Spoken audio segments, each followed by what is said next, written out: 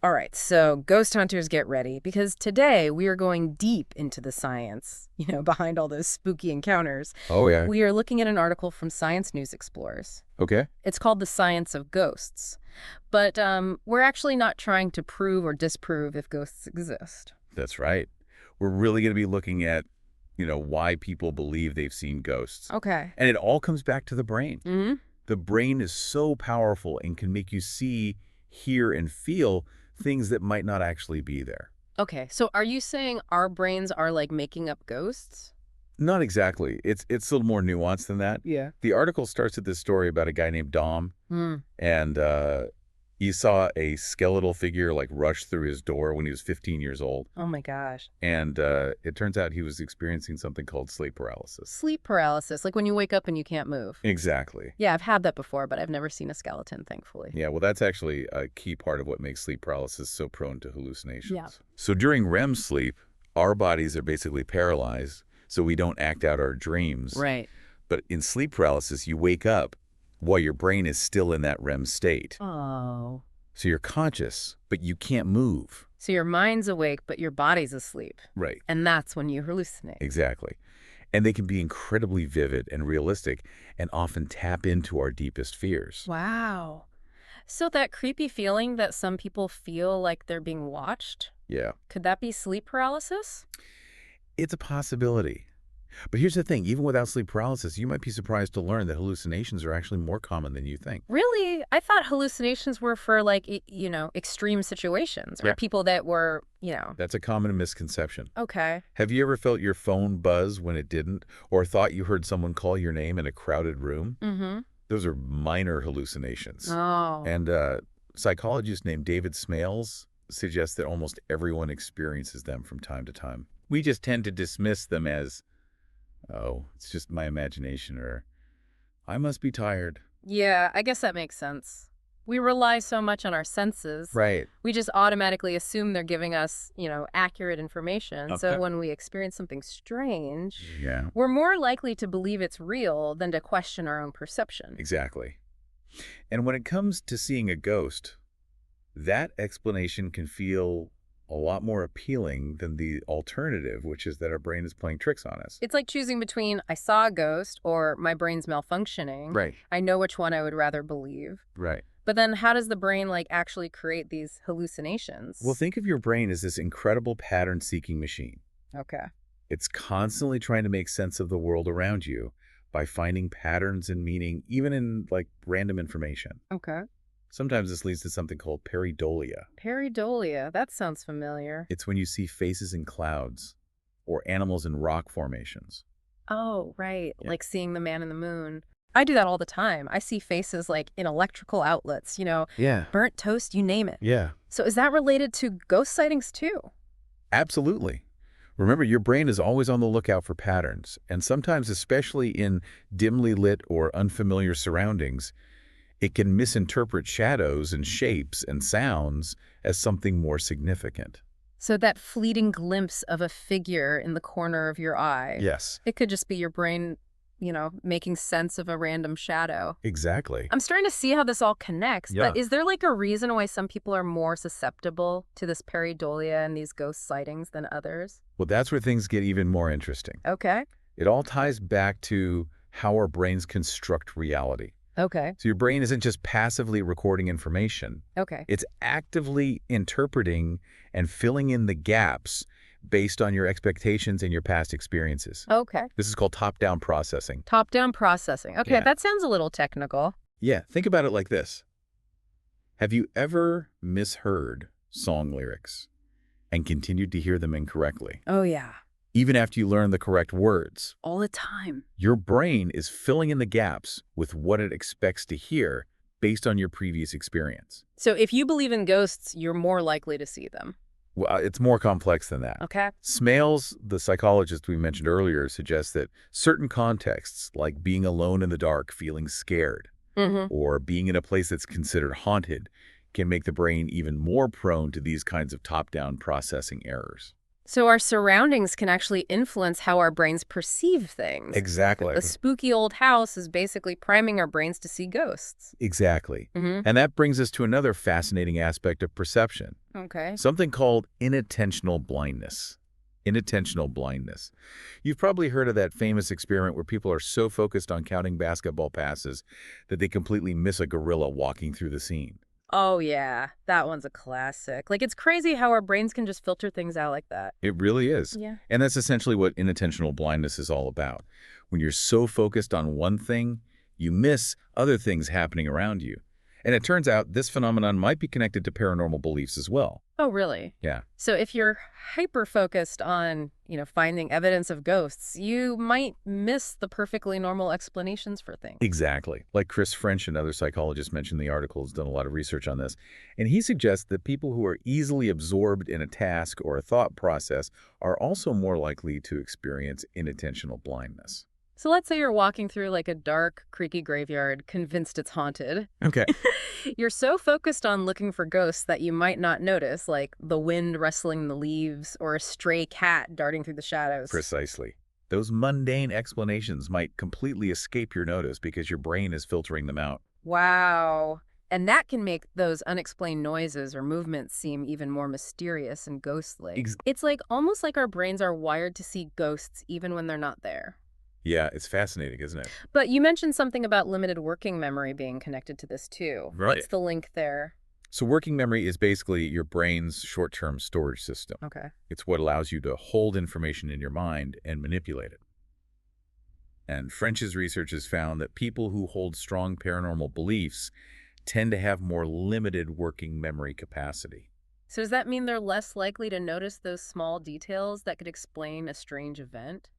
It's a possibility. Mm-hmm. If your working memory is overloaded, you might miss those subtle environmental cues that could provide a rational explanation for what you're experiencing. Hmm. And when those cues are missing, it's easier for the brain to fill in the gaps with paranormal explanations. Okay, so it's like our brains are almost working against us in a way. In a way, yeah. But how do we break free from those biases? That's a great question. The article mentioned something about critical thinking being like ghost repellent. Oh, tell me more about that. Yeah, it's not about being a cynic or dismissing everything outright. It's about approaching these experiences with a healthy dose of skepticism and asking those all-important questions. What else could this be? What might I be missing? So it's like putting on your detective hat, Yeah. looking for clues that might point to a more rational explanation. Exactly. And the article actually mentions a study by Robin Andrews and Philip Tyson that supports this idea. They found that university students with higher grades, particularly in science and math fields, tended to have lower levels of paranormal belief. That makes sense. Those fields really emphasize critical thinking and evidence-based reasoning. Precisely. And it's not just about debunking ghosts. These critical thinking skills are essential for navigating a world overflowing with information and misinformation and everything in between. It's like a superpower in today's world. It really is. But what about those people who genuinely believe they've had a supernatural experience? Yeah. Is there any way to change their mind? It can be challenging, for sure. People's beliefs are often deeply rooted in their personal experiences and worldview. But even if you can't convince someone to completely abandon their belief in ghosts, perhaps you can encourage them to approach those experiences with a bit more curiosity and a willingness to consider alternative explanations. So instead of just jumping to the conclusion that it must be a ghost, Right. maybe they could ask themselves, what else could have caused this? Exactly. And that open-mindedness can lead to a more nuanced understanding of not just the paranormal, but also the incredible power and complexity of the human brain. This deep dive has really been an eye-opener. But speaking of exploring different perspectives, there's one aspect of the paranormal we haven't touched on yet. Okay. Those ghost hunting shows. What's your take on those? Ah, yes. The world of paranormal investigators armed with EMF readers and EVP recorders. Right. While I appreciate their enthusiasm, I often find myself questioning the scientific rigor of their investigations. Yeah, I've noticed that too. They seem to jump to paranormal conclusions so quickly without really considering other possible explanations. Exactly. And their methods often rely on anecdotal evidence and subjective interpretation rather than controlled experiments and objective data. Plus, let's not forget the dramatic sound effects and spooky music. Great. It's all about building suspense and creating an atmosphere that makes viewers more likely to believe in the paranormal. You hit the nail on the head. It's about crafting a narrative that reinforces the paranormal explanation, even if the evidence is shaky at best. This reminds me of something we discussed earlier. Pareidolia, I bet that plays a huge role in those ghost hunting Oh, investigations. absolutely. A random blip on an EMF reader, a creaking floorboard, a fleeting shadow caught on camera. These can easily be interpreted as evidence of paranormal activity if you're already primed to believe, In those EVP recordings where people claim to hear ghostly voices, right? we talked about how our brains can fill in missing pieces based on our expectations. It's easy to see how someone could hear a message from a loved one in a recording of static if they're already grieving and desperate for connection. It's a classic case of confirmation bias. We tend to seek out and interpret information in a way that confirms our pre-existing beliefs, even if it means ignoring evidence to the contrary. So, what's the takeaway here for our listeners who might be fascinated by those ghost hunting shows? I'd encourage them to watch those shows with a critical eye, to question the methods and conclusions presented, and to consider the psychological and perceptual factors that might be at play. In other words, don't just take everything you see at face value. Engage your critical thinking skills and consider all the possibilities. Exactly. The world is full of mysteries, and while some of those mysteries might have supernatural explanations, many more can be explained through the lens of science and human psychology. I think that's a great point to wrap up this part of our deep dive. We've covered a lot of ground from sleep paralysis to inattentional blindness and even delved into the world of ghost hunting shows. It has been quite the journey. But there's still one fascinating aspect of this topic that we need to explore: And that is, the very real and often overlooked influence of grief and how it can shape our perceptions and experiences, especially when it comes to those we've lost. yes, the profound emotional impact of loss, and how it can intertwine with our beliefs about the afterlife and the possibility of connecting with those who have passed on. A topic worthy of its own deep dive, would you say?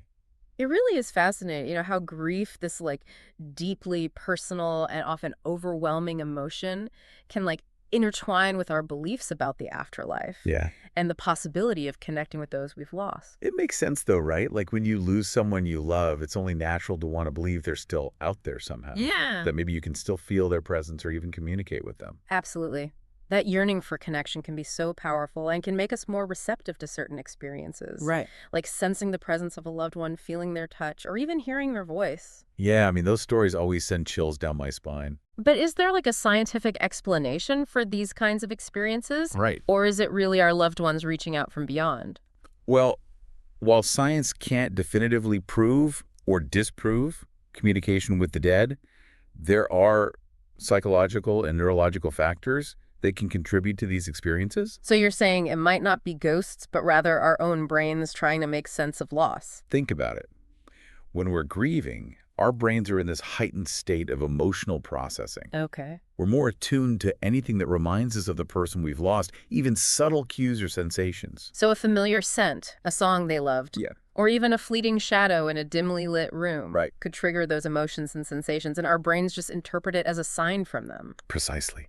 And it's important to remember that these experiences can be so real and meaningful to the people who have them, Right. even if there's no concrete evidence of a supernatural presence. So it's not about, dismissing their grief or telling them they're imagining things. Right. It's about understanding that complex interplay of, emotions and perceptions Yeah, and those, sneaky brain tricks we talked about earlier. exactly.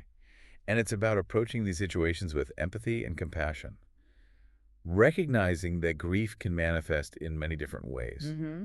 some of which might seem strange or inexplicable to those who haven't experienced such profound loss. It all comes back to that critical thinking piece, doesn't it? Being able to, question our assumptions, consider multiple perspectives, Right. and look for those evidence-based explanations, Yeah, even when dealing with those really personal and emotional experiences. you got it. It's about finding that balance between the heart and the mind, Right. the emotional and the rational, being open to the unknown, but also being willing to explore those scientific explanations. This has been such an eye-opening conversation. We've explored the science behind why people believe in ghosts, Yeah. how our brains can trick us, and the impact of grief and loss. It's been quite a journey through the realms of perception, cognition, and the human experience. And while we may not have all the answers, we've certainly gained a deeper understanding of how our brains shape our reality, especially when it comes to the paranormal. So the next time you hear a spooky story, or feel a chill down your spine, Yeah, or sense a presence in the darkness, remember what we've explored today. right. Question your assumptions, consider the science, and maybe even just marvel at the incredible power and mystery of your own mind. And who knows, maybe someday science will unlock the secrets of consciousness and the afterlife and provide us with even more profound insights into the nature of reality itself. Until then, keep exploring, keep questioning, and keep that critical thinking cap firmly in place. Well said. And to our listeners, we'll leave you with this final thought to ponder. Is it more comforting to believe in ghosts or to marvel at the incredible capabilities and occasional trickery of our own minds? Until next time, happy exploring.